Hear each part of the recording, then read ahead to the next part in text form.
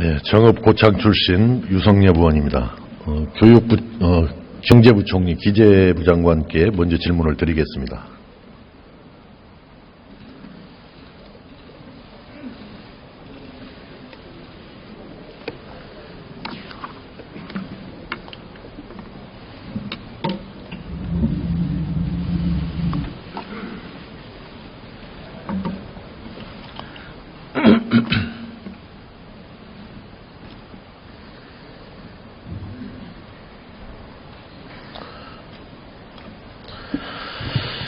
지금 그 누리과정 예산 부담을 둘러싸고 논쟁이 아주 심각하죠. 예. 보육 대란을 목도하고 있습니다. 저는 이것이 법리 논쟁도 논쟁이지만은 현실적으로 그 교육재정 교부금이 그 전망에 비해서 실적이 대단히 떨어진데 그 이유가 있다 이렇게 생각을 합니다. 2013년도 그 전망에 비해서 실적이 1조 3천억 부족했습니다. 2014년도 4조 7천억 부족했습니다. 2015년도에는 무려 10조 원이 부족하게 되었는데 이렇게 된 차이가 있는 이유가 뭐라고 생각합니까? 제가 2015년에 10조 원 가까이에 대해서는 제가 조금 다른 통계가 아닌가 생각을 합니다만은 사실 경제 성장률이 낮고 그러다 보니까 내국세 증가율이 낮아진 것은 사실입니다. 그래서 그것에 연동이 되다 보니까 뭐 당연히 실제 세수가 재정 규모가 낮았습니다. 예. 정권 들어서서 이명박 정권 5년, 박근혜 정권 3년 동안에 연평균 경제 성장률 얼마입니까? 뭐 최근만 해도 작년이 2.6%였고요. 그렇죠. 2013년이 8년 동안의 연평균 성장률 얼마입니까? 약 한 3% 수준이 아니었나 이렇게 기억을 합니다. 3% 불과합니다. 예, 아마 평균을 전부한다면. 예. 앞으로도 더 떨어질 전망이라는 것이 일반적인 예측입니다. 한때 세계 11위까지 올랐던 우리나라 경제 규모가 지금 17위까지 추락하신 거 알고 계시죠? 그렇지 않고요. 현재도 한 11위는 맞습니다. 11위 맞아요? 예, 경제 규모는. 예. 뭐 잘못 알고 계시는 것 같은데요? 아닙니다. 17위가 아니고요. 실제로 전체. 그럼 몇 위입니까, 그러면은? 11위로 저는 알고 있습니다. 2015년 말에. 17위로 떨어졌습니다. 확인해 보시기 바라고요. 예, 이렇게 된 이유는 뭐라고 생각합니까? 예, 저희로 봐서는 17위가 아니고 11위라고 보고요. 오히려 이것은 사실은 2015년, 14년에 비해서 전체 세계 경제 규모로 보면은, 올라간 셈입니다. 이제 13위에서 11위로 올라갔는데, 그것은 그만큼 우리가 그렇게 특별히 성장률이 높지도 않은데도 순위가 올라갔다는 것은 그만큼 다른 나라들이 또 역시 규모가 작아졌다는 반증이라고 생각을 합니다. 저는 우리나라의 경제정책이 실패했기 때문에 이렇게 저성장이 계속되고 경제난이 심화되고 있다 이렇게 단언을 합니다. 경제난의 원인이 무엇인지 어떠한 경제정책이 실패했는지를 정확하고 구체적으로 알아야 제대로 된 처방이 가능하다라고 생각하는데 어떠한 경제정책을 실패했다고 생각합니까 그동안? 저희는 경제정책이 전반적으로 실패냐 아니냐라고 본다면 실패한 것은 아니다라고 생각을 합니다. 실패가 아니에요? 네. 왜 그렇습니까? 굳이 말씀을 드리자면 전체 경제 규모가 13위에서 11위로 올라갔다는 것 그 자체만 봐도 그것은 실패라고 말씀드리기가 어렵다는 것이고요. 또 경제 성장률이 3%에 못 미치는 것은 뭡니까? 그러면은? 그러니까 이제 결과적으로 경제 성장률이 3%에 못 미치는 예를 들어 2015년 같은 2.6%라는 것은 저희로서도 실망스러운 결과이긴 합니다만 그것은 경제 정책의 실패보다는 보다 직접적인 요인은 역시 세계 경제가 안 좋은 데 있었다 이렇게 생각을 합니다. 1980년대에 외환위기 때문에 중남미 모든 국가들이 심한 진통을 겪을 때도 우리가 고도성장을 했었습니다. 그렇습니다. 그러니까 대외 여건 탓만 해서는 안 된다라는 이야기죠. 그 당시 중남미 국가하고 우리가 주로 중남미 국가들이 외환위기 등 세계 경제가 어려움을 겪고 있어도 우리가 고도성장을 했다 그 말씀입니다. 예, 옳은 말씀인데요. 그래서 자꾸 대외 경제 여건 탓하고 선진국이 되면 성장률이 떨어질 수밖에 없다라고 하는 것은 굉장히 참 무책임한 그런 주장이고 책임 회피죠. 경제정책이 실패를 안 했다라고 이야기하는데 정말 저는 큰 우려를 금할 수가 없습니다. 지금이라도 인정을 하고 정확하게 실패가 뭐냐 이걸 찾아야 경제가 그래도 살아날 수 있는 거 아닙니까? 저희는 경제정책이 100점이다 하는 뜻이 아니고요. 지금 그나마 이와 같은 자, 그러면 제가 지금부터 쭉 말씀을 드리겠습니다. 예. 정부는 국내 경기가 본격적으로 부진해지기 시작한 2008년도부터 이명박 정부 때죠. 경기를 회복시키기 위해 거의 모든 경제 수단을 동원했습니다. 첫째, 한국은행은 기준금리를 2007년도 말에 5.0%에서 현재 1.25%로 낮췄습니다. 화폐 발행액 역시 2008년도 이후 2015년까지 2.9배 증가시켰습니다. 연평균 증가율은 14.2%였습니다. 성장률의 5배 가까운 수준으로 증가를 시켰습니다. 둘째, 이명박 정권은 재정 지출을 2007년에 235조 원에서 2012년 325조 원으로 증가시켰습니다. 3년 동안의 연평균 증가율은 7.7%로 경상 GDP의 성장률 5.7%보다 더 높았습니다. 2015년도 말 현재 국가 채무 590조 원으로 재정위기의 위험성마저 있을 정도입니다.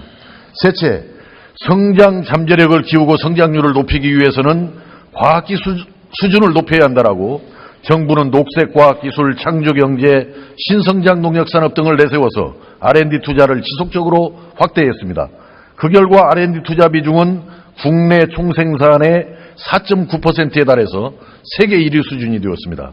넷째, 환율을 높은 수준으로 유지해야 수출이 호조를 보인다며 그래야 경제가 성장한다며 정부는 지난 8년 동안 내내 외환 매입, 해외 투자 등 적극적으로 환율 방어 정책을 치열하게 펼쳤습니다.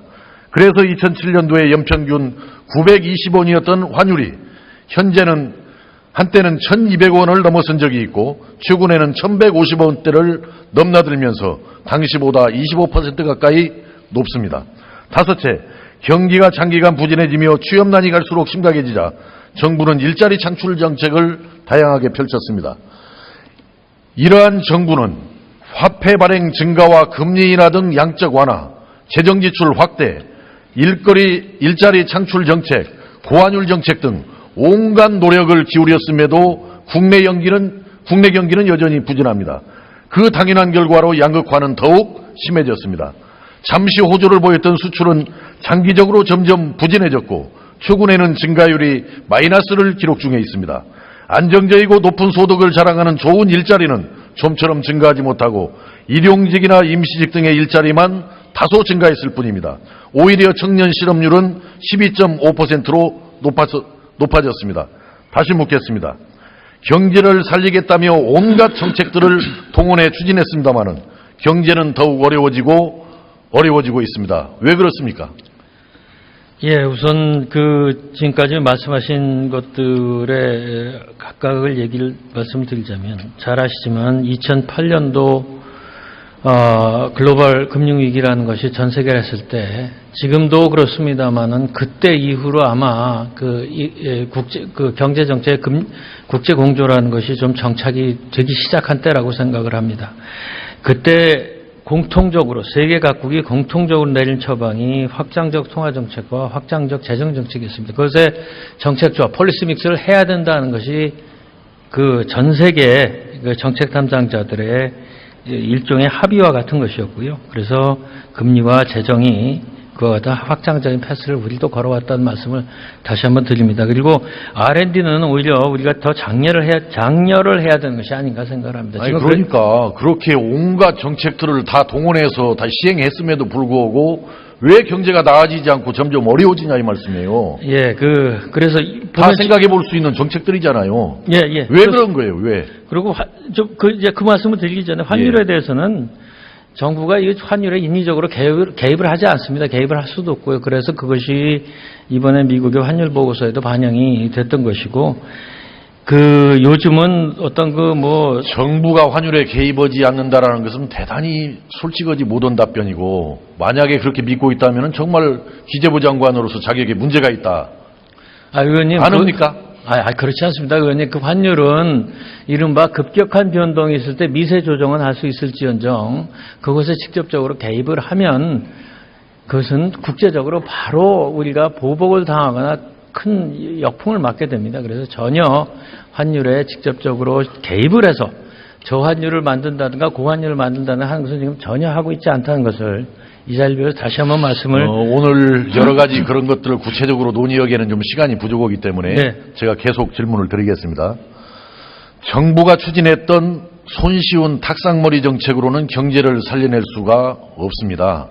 그렇게 살려낼 수 있다면 세계 어느 나라라도 경제난을 겪지 않았을 것입니다. 우선 재정 지출은 생산성이 낮아서 민간 부분이 외면하는 분야에 주로 투입이 되기 때문에 국가 경제의 생산성, 특히 한계 생산성을 크게 떨어뜨려서 오히려 성장률을 낮추게 됩니다. GDP 대비 공공부분 지출 지난 10년간에 55.0%의 프랑스, 52.18%의 그리스, 49.28%의 이태리, 높은 실업률에 직면해 있고 심각한 경제난을 현재 겪고 있습니다.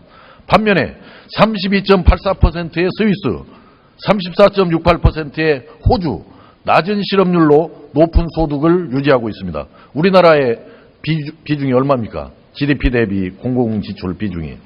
공공지출을 어떻게 보느냐에 달려있겠습니다만 우리나라의 재정 규모는 약 한 30%를 좀 넘는 정도가 될 것입니다. 뭐 그 정도밖에 안 되는 거죠. 최근에 그 개정 개발했잖아요. 예, 그럼에도 얼마 불구하고, 전에. 그러니까 얼마예요? 물론 우리나라 공공지출의 비중이 GDP 대비 얼마입니까?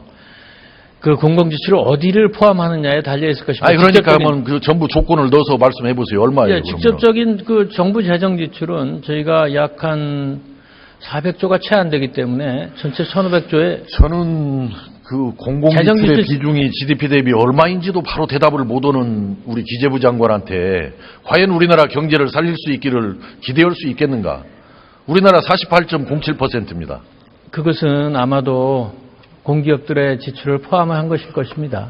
직접 재정 지출은 아시다시피 지금 400조가 되지 그 않습니다. 포함해야 맞는 거죠. 그래서 제가 아까 말씀을 드린 겁니다. 이걸 공공지출의 범위를 어떻게 봐야 할 것이냐 하는 공기업 부분까지도 공공부분으로 봐야죠, 그것을. 뭐 그런 측면도 있습니다. 자, 좀 더 들어보시기 바랍니다.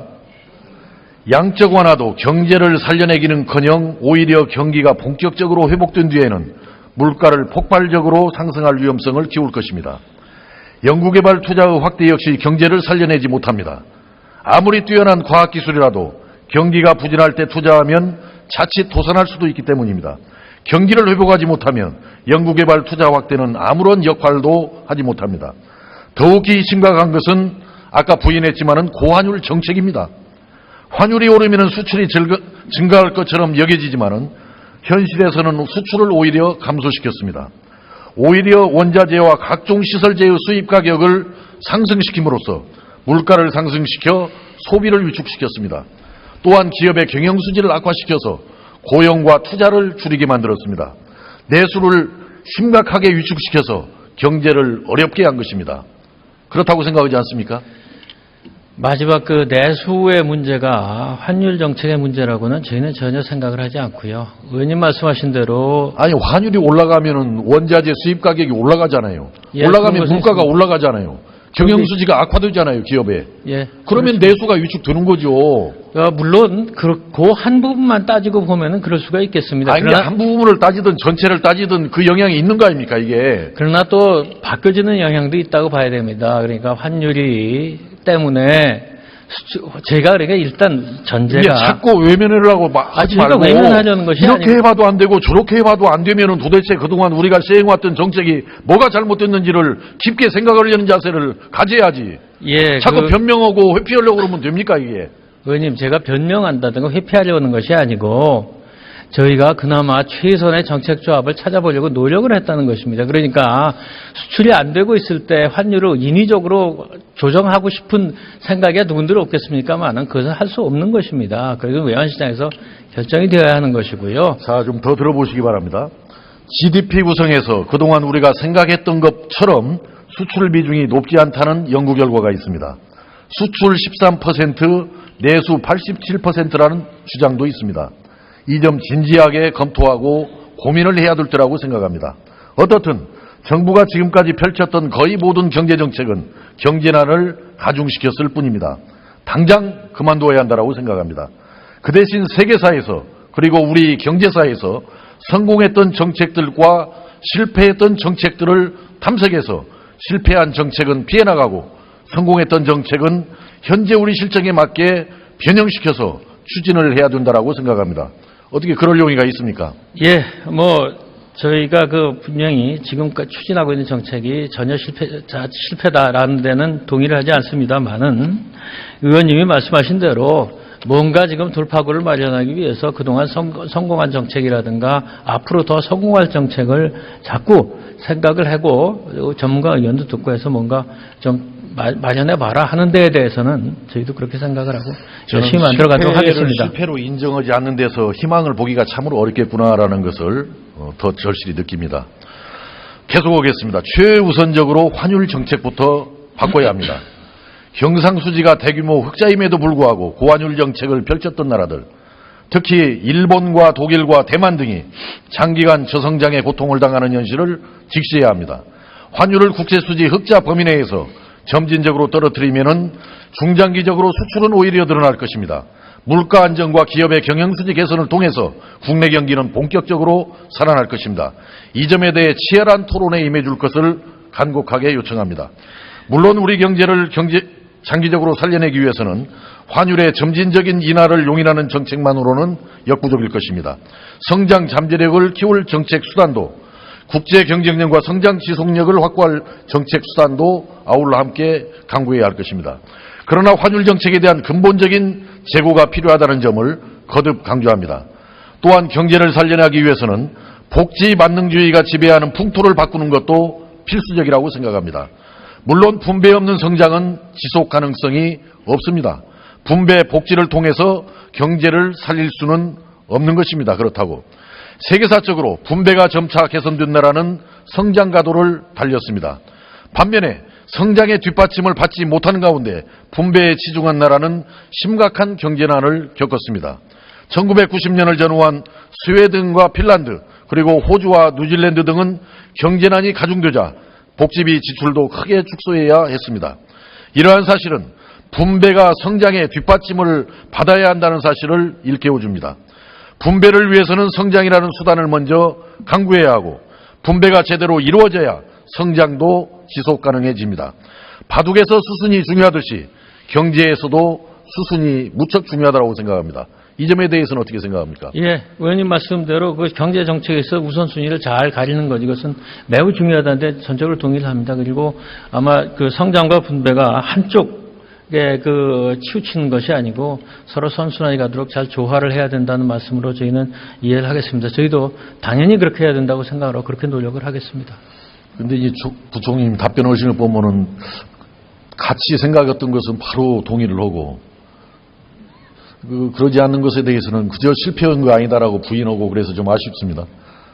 의원님, 저희가 또 생각이 다른 예. 것은 저희도 말씀을 많이 드려야 그래요. 되지 고생하시고 않겠습니까? 좀 들어가시고요. 다음은 국무총리 나와주시기 바랍니다.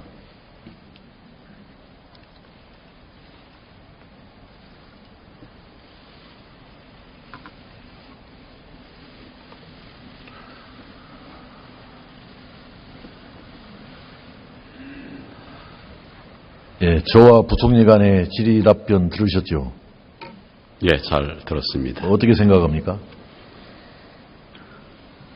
경제가 참 어려운 문제이기 때문에 여러 시각이 있고 예. 또 그것은 우리 국민들의 현실과 직결되는 문제이기 때문에 다양한 의견이 있을 수 있다고 생각합니다. 다만 정부는 여러 전문가들의 의견을 수렴하고 또 물론 이제 국회 의견도 듣고 또 국민들과도 직접 소통하면서 어떤 경제 정책이 우리의 미래를 위해서 필요한 것인가 많이 연구하고 또 필요한 부분을 수정해가면서 우리 경제가 바로 갈 수 있도록 그렇게 노력을 하고 있다는 점을 말씀을 그런데 지금 드립니다. 경제를 살리기 위해서 온갖 정책을 이명박 정부에서부터 지금 박근혜 정부까지 다 시행을 했잖아요. 근데 경제는 지금 3%도 이제 못 채우고 2% 중반대로 떨어지고 있잖아요. 지금 금년도 성장률 얼마로 전망하고 계시죠? 수정했던 것으로 알고 있는데. 2.6% 예. 정도로 더 떨어져 있잖아요. 수정을- 2% 중반대로. 예. 왜 그렇습니까, 이게? 아까도 검토하고 이야기하는 것들 충분히 다 들었습니다만은 기본적으로 저희는 정부의 노력과 함께 또 국제 시장이 함께 가는 것이 성장의 가능성을 높여준다 이렇게 생각을 하고 있습니다. 아니 그러면 그런데 싱가포르나 아일랜드 같은데 엄청 성장을 하고 있잖아요. 그런데 의원님 아시는 예. 것처럼 국제 경기가 어렵고 또 특별히 우리가 지속 성장을 위해서는 이제 원가들 자재들에 대한 원가들이 필요한데 원가들에 대한 적정성 유지가 필요한데 지금 이제 저유가로 해서 기본적으로 경제 기반을 좀 잠식하고 있습니다. 그런 측면이 있는 걸로 알고 있습니다. 그래서 이런 것 때문에 정부가 많은 노력을 하고 있지만은 성과가 제대로 나지 않는 점에 대해서는 안타깝게 생각을 하고 저희들이 계속 의견들을 더 수렴하고 개선하기 위한 노력들을 하고 있다는 점을 말씀드립니다. 아까 부총리께서 경제정책 실패가 아니다라고 이야기했는데 그 점에 대해서는 어떻게 생각합니까? 어떤 정책을 이게 물론 실패했다. 실패를 정부 당국자가 국회에서 예. 바로 인정하기는 어렵다라는 건 저는 이해하지만은 실패가 아니다. 그럼 뭡니까 이게? 그 실패다 실수입니까? 아니다 이렇게 단적으로 말씀드리기는 어렵고 지금 경기가 국내외적으로 다 어렵다. 그렇지만 우리가 최선을 다해서 노력을 하고 있다. 지금 성과가 덜 나는 부분들에 대해서는 보완을 하고 또 우리가 잘하고 앞으로 성과가 날 가능성이 많은 제대로 부분은 된 방향으로 더 제대로 채워가도록 된 내용으로 그렇게 최선을 하겠다는 다해야지. 말씀을 드립니다. 아무리 열심히 하고 최선을 다해도 방향이 틀렸고 내용이 잘못되어 있으면 아무리 해도 헛거잖아요. 그거. 아까 부총리 말씀한 것은 방향이 잘못되었다라고 단정할 수 없다. 이런 말씀을 드린 것으로 저는 듣고 있습니다. 그러면은 뭔가 원인을 이야기를 할 수 있어야지. 이렇게 성장률이 2% 중반대로 떨어진 이유를 왜 떨어졌습니까? 거듭 말씀드렸다시피 국제 경기가 어렵고 자꾸 대외 경제 여건 다더지 마세요. 제가 말씀 좀 드리겠습니다. 그러지 않는 경우들 얼마든지 제시할 수 있습니다. 제가 말씀 좀 드리겠습니다. 그리고 저유가가 지속되고 있고 중국이나 그동안 성장을 주도했던 나라들의 성장세가 떨어지면서 전반적으로 어려운 점이 있습니다. 그렇지만 저희들은 이런 상황을 타개하기 위한 방법이 뭔가 총리께서도 그것을 계속 찾아가고 있다는 점을 이 말씀드립니다. 변명으로만 일관하시는 것 같은데요. 제가 중요한 제안을 하나 하겠습니다. 스웨덴은 세계 최고의 담세율을 통해 세계 최고의 복지국가를 건설하고도 세계 최고 수준의 국민소득을 자랑합니다. 여기에는 특이한 정부기관 두 개가 결정적인 역할을 한 것으로 분석됩니다. 성장정책 분석청, 기술혁신청이 그것들입니다. 성장정책 분석청은 경제정책 중에서 어느 것은 경제성장을 촉진했고 어느 것은 저해했는지를 분석합니다. 이 분석에 따라 성장을 촉진한 정책은 계속 유지하고 성장을 저해한 정책은 폐기합니다. 또 기술혁신청은 과학기술이 경제성장에 끼친 영향을 엄밀하게 분석한 뒤에 성장에 기여한 과학기술은 적극 지원하고 그렇지 못한 과학기술은 지원해서 배제합니다. 이러한 실용적인 경제정책이 세계 최고의 담세율 속에서도 높은 국민소득을 유지할 수 있게 한 셈입니다. 우리나라도 스웨덴처럼 경제성장정책 분석청과 기술혁신청을 설립할 것을 제안합니다. 어떻게 생각합니까? 의원님 지금 말씀하신 그런 정책 방향들에 대해서는 공감을 하는 부분이 많이 있습니다. 그리고 분배와 성장이 적정한 균형점을 이루도록 그렇게 해야 된다는 점에 대해서도 공감을 합니다. 다만 어떤 청을 설립해서 할 것이냐 하는 이런 문제는 많은 검토가 필요한 부분입니다. 신규 설치에는 많은 비용이 따르고. 아니 그러니까 뭐 청을 설립하지 의원님, 않는다고 말씀을 해도 좀 현재 제가 평가 기능을 개선하고 보강할 필요는 인정하는 거죠. 말씀을 좀 계속 드리겠습니다. 예. 네, 그런 필요성이 있는 것과 그것을 기구로 만들어서 추진하는 것에는 차이가 있습니다. 기구를 만드는 것에서는 정부 조직의 효율성이라든지 또 국가 기능의 전반적인 수행 체계라든지 이런 것들을 질문의 제안의 취지에 대해서만 답변을 해주세요. 지금 그 말씀 일반적인 드리고 뭐 기부 그 말씀 문제 드리고 있는 말씀하지 겁니다. 마시고, 예. 그러니까 이런 부분들을 종합적으로 고려해서 청 설치 여부는 판단해야 된다고 생각을 합니다. 다만 의원님 말씀하신 것처럼 그런 혁신적인 국정 운영 시스템에 대해서는 저희가 정책적으로 쭉 판단을 하도록 그렇게 하겠습니다. 예, 수고하셨습니다.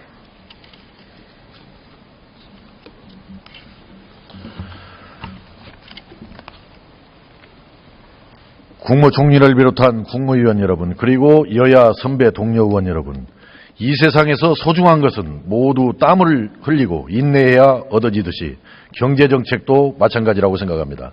경제정책도 정부와 기업과 국민이 땀을 흘리고 일시적인 고통을 인내하는 것으로 바뀌어야 합니다. 불행하게도 달콤하고 솔깃한 정책들과 책상머리에 손쉬운 정책들만 난무합니다. 이래서는 경제를 살려낼 수 없습니다. 국민은 달콤한 정책 공약만 남발하는 정치권의 행태를 비웃고 있습니다.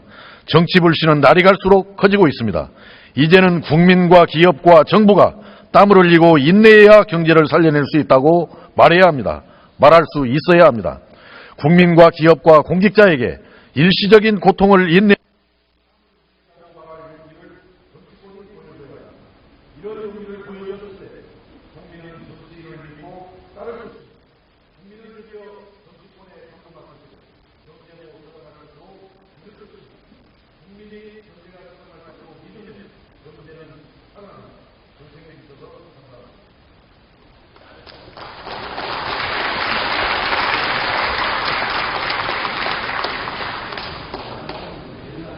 네, 유상엽 의원 수고하셨습니다. 다음은 경남 거제 출신의 새누리당 김한표 의원 나오셔서 질문해 주시기 바랍니다.